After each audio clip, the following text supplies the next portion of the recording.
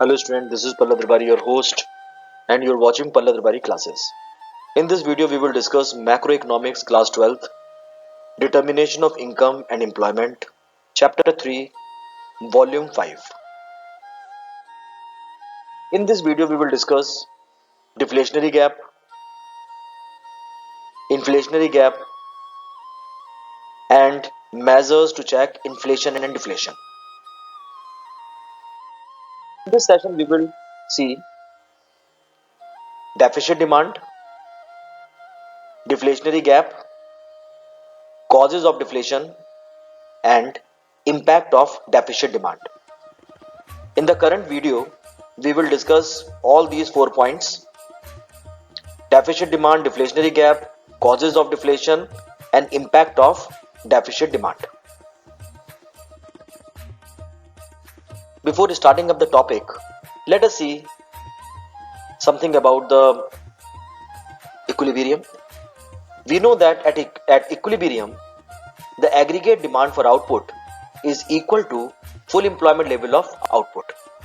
In the previous video, we have seen that at the equilibrium level of income and employment, aggregate demand is always equal to aggregate supply. Aggregate supply means income. But this equality may not always be possible. In reality, it may happen that aggregate demand for output falls short of the full employment level of output. Throughout this video, we have differentiated the aggregate demand as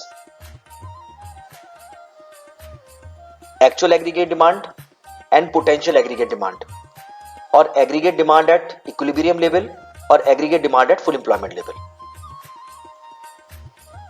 Actual aggregate demand will be represented as ADE, and potential of full employment level of aggregate demand is represented as ADF.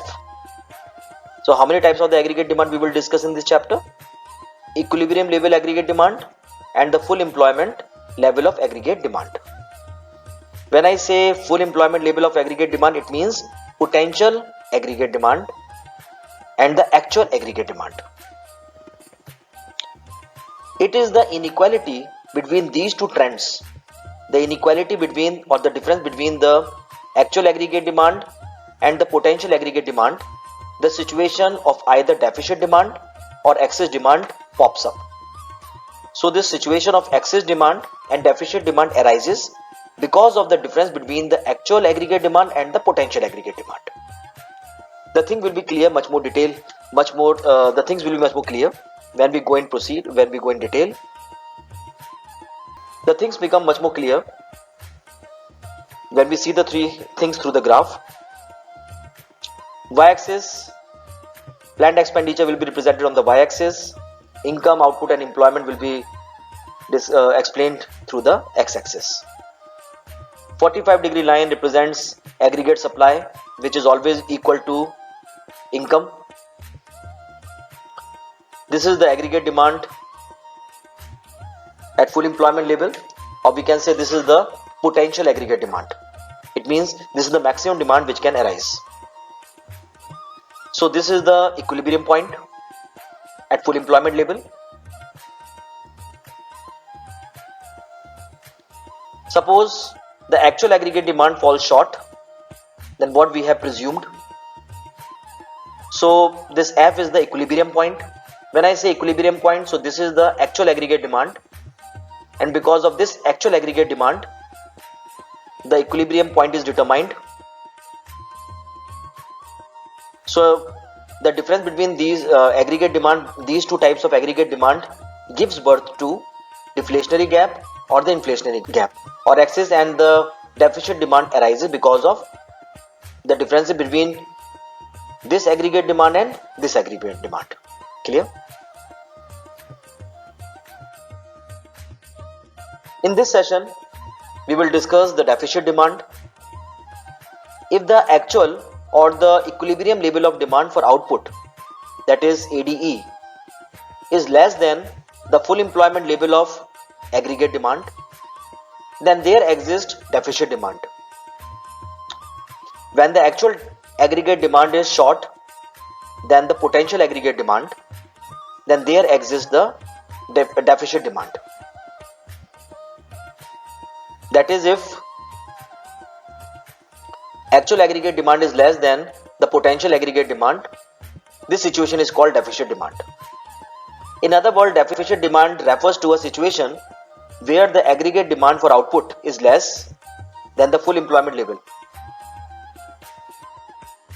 Try to understand the same thing through the graph. This is the aggregate supply or income, 45-degree line. This is the potential aggregate demand. Before going for the production, we were presuming that this might be the aggregate demand. So keeping that thing in the mind, we have made all the arrangements. This E is the full employment level.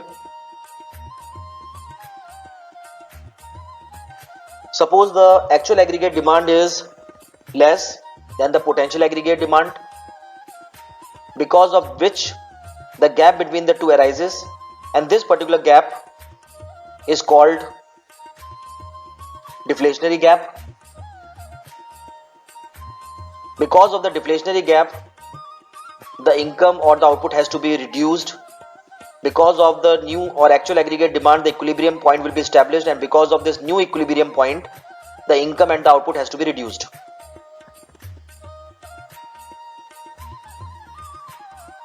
Let us see and try to see it. In this figure, in this diagram, DF and AS represent the aggregate demand curve and aggregate supply curve. DF means it is the potential aggregate demand. It should be the demand. The economy is at the full employment equilibrium at the point E. So at the point E, the full economy will be at the full employment level. This is the maximum output which the producer can give. So accordingly, he has made all the arrangements.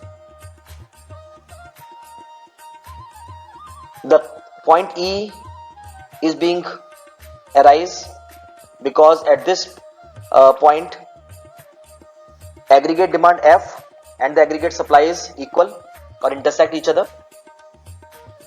At this equilibrium point, OY, that is OY, represent the full employment level of output. EY, that is EY, is the aggregate demand at the full employment level of output. Let us suppose that the actual aggregate demand for output is only C. Suppose the actual aggregate demand is CY. Fine, this is the actual aggregate demand. Suppose this is the actual aggregate demand, which is lower than the potential aggregate demand, that is EY. So the actual is short than the potential by EC. Thus the economy is facing the deficiency in the demand. As a result of the deficit demand, deflationary gap arises. Here we can say because of the deficit demand, since the actual demand is less and the potential demand is more, because of this difference, the deflationary gap arises. The deflationary gap is measured by the vertical distance. It is being measured by the vertical distance EC. In other words, the distance between EY and CY, that is EC, represent the deflationary. In this case, the producer will experience, since the actual demand is less and the potential demand is more, so what will happen? The producer will experience piling up of unsold stock due to deficiency of demand. It means that because of this situation, the producers are facing the problems of unsold stock. The producer will be left with more unsold stock. As a result, the producer will attempt to clear the stock of unsold goods. The question is how? By reducing the production of output, thereby reducing employment level. The producer will continue to reduce the production till the new equilibrium is reached at the point F. What will happen? They will decrease the production till the new equilibrium point is attained, where the aggregate demand curve, that is ADE, intersect income, that is aggregate supply. At this new equilibrium, the economy is producing OY level of output, and the aggregate output demand of the economy is FY dash.